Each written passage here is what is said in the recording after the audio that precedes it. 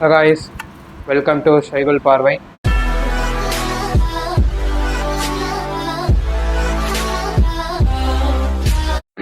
இன்னைக்கு நம்ம பண்ண போகிற டிஷ் தான் வந்து கீமா பன்னீர். ஸோ அதுக்கு தேவையான இன்க்ரீடியன்ஸ் எடுத்துக்கலாம். ஃபஸ்ட்டு 70 கிராம்ஸ் ஆஃப் பன்னீர் எடுத்திருக்கேன். அதுக்கப்புறம் 2 தக்காளி, அதுக்கப்புறம் ஒரு பெரிய வெங்காயம். ஸோ இதை வச்சு தான் நம்ம இன்னைக்கு வந்து இந்த டிஷ் நம்ம பண்ண போகிறோம். ஸோ ஃபஸ்ட்டு வந்து பன்னீரை வந்து நல்லா சின்ன சின்னதாக ஸ்லைஸ் பண்ணிடுங்க.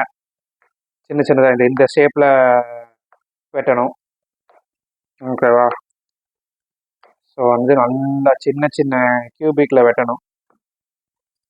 அது நான் இன்னைக்கு வந்து 2 பேருக்கு பண்ணுறதுனால நான் வெறும் 70 கிராம்ஸ் தான் நான் எடுத்திருக்கேன். ஸோ இதுவே போதுமானது 2 பேருக்குமே. ஸோ இந்த மாதிரி சைஸில் இருக்கணும். ஓகே, ஸோ பன்னீர் வெட்டியாச்சு காய்ஸ். அதுக்கடுத்து நம்ம வந்து வெங்காயம் தக்காளி வெட்டலாம். வெட்டிட்டு அதுக்கப்புறம் நம்ம ஃபர்தர் ப்ராசஸ்க்கு நம்ம போகலாம். ஸோ தக்காளியும் வெங்காயமும் இந்த மாதிரி சின்ன சின்னதாக வெட்டிக்கோங்க. ஸோ ஒரு கீமா பண்ணும்போது எப்படியே நம்ம வெட்டுறதா நம்ம நல்லாயிருக்கும்.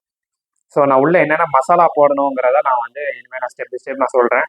அதை நான் வந்து வீடியோவோட டிஸ்கிரிப்ஷன்லேயும் நான் போடுறேன், என்னென்ன ரெசிபி என்னென்ன இன்க்ரீடியன்ஸ் போடணுங்கிறத. ஓகே கைஸ், நம்ம இப்போ குக் பண்ண ஸ்டார்ட் பண்ணிடலாம்.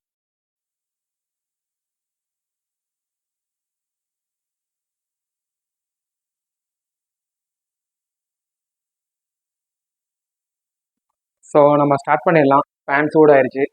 இப்போ இங்கே நான் வந்து 2 ஸ்பூன்ஸ் ஆஃப் ஆயில் நான் ஊற்ற போகிறேன். நான் கொஞ்சம் ஹெல்த் கான்ஷியஸாக இருக்கிறதுனால நான் இந்த அளவு தான் ஊற்ற போகிறேன். நீங்கள் வந்து வேணால் நீங்கள் ஒரு 3 to 4 ஸ்பூன்ஸ் நீங்கள் ஊற்றிக்கலாம்.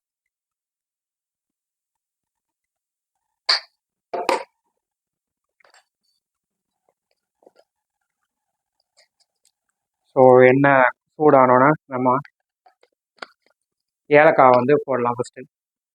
ஸோ எண்ணெய் லைட்டாக சூடாயிருச்சு, ஏலக்காய் போட்டுக்கலாம்.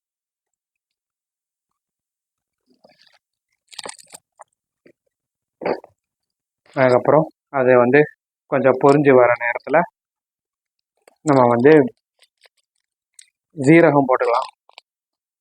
ஜீரகம், சோம்பு எதுனாலும் ஓகே தான். அது ஒரு ஸ்பூன் போட்டுக்கலாம். இதுவும் நல்லா பொரிஞ்சு வரும்போது இப்போ நம்ம வெட்டி வச்சுருந்த வெங்காயம், தக்காளி போடலாம். ஸோ வெங்காயத்தை போட்டுடலாம்.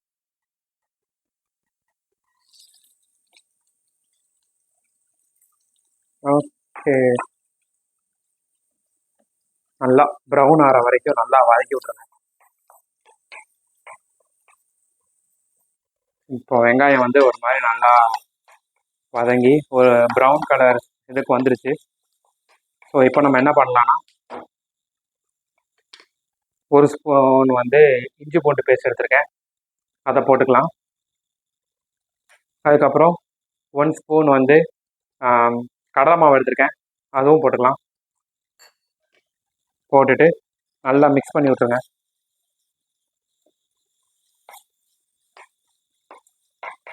மிக்ஸ் பண்ணதுக்கப்புறம் நம்ம இப்போ பச்சை வெங்காயம் வந்து இந்த மாதிரி சின்ன சின்னதாக வெட்டிக்கோங்க. பெருசாக போட்டோமாக காரம் வந்து ரொம்ப கூடுதலாக இருக்கும். சின்ன சின்னதாக வெட்டிட்டா கொஞ்சம் காரம் கம்மியாக இருக்கும்.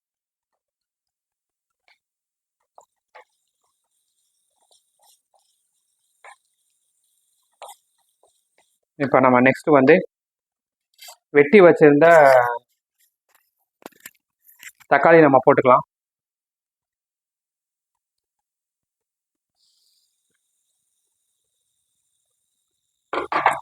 போட்டுட்டு நம்ம நல்லா இதை மிக்ஸ் பண்ணி விட்ருவோம்.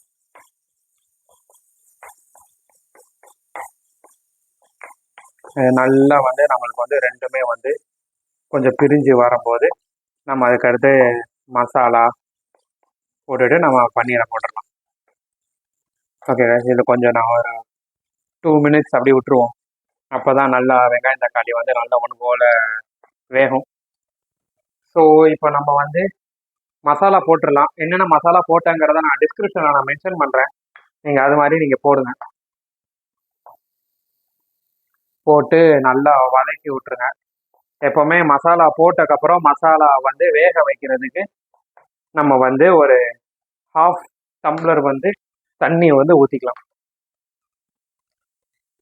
எப்போவுமே குக்கிங்க்கு வந்து கொஞ்சம் ஹாட் வாட்டர் ப்ரிஃபர் பண்ணுங்க. இந்த மாதிரி இதுக்கெலாம் கொஞ்சம் நல்லாயிருக்கும் கோல்டு வாட்டரை விட. ஸோ இதை போட்டு நம்ம நல்லா வந்து வதக்கி விட்டுடலாம். நல்லா அந்த மசாலா வந்து வெங்காயம் தக்காளியோட நல்லாவே வேகட்டும். அதுக்கப்புறம் நம்ம வந்து பன்னீரை போட்டு நம்ம ஒரு மாதிரி மிக்ஸ் பண்ணி எடுத்துட்டோமாக்கும் நம்மளுக்கு ரெடி ஆயிடும். ஸோ இது கொஞ்சம் இதாகணும், இந்த மசாலாலாம் நல்லா அதோட மிக்ஸ் பண்ணணும். அப்போ தான் டேஸ்ட் நல்லாயிருக்கும்.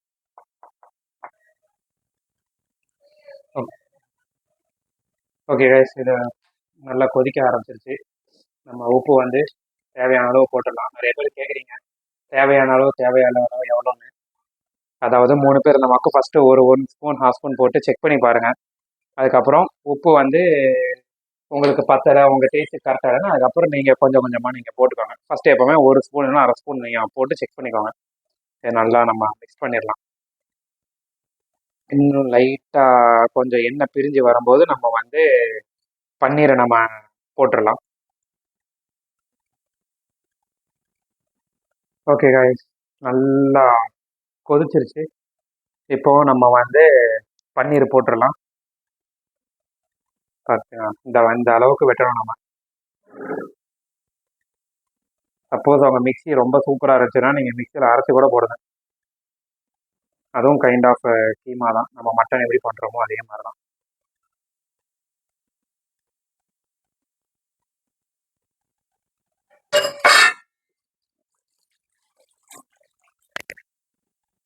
ஓகே, ஸோ போட்டாச்சு. இப்போ நல்லா நம்ம மிக்ஸ் பண்ணி விட்ருவோம்.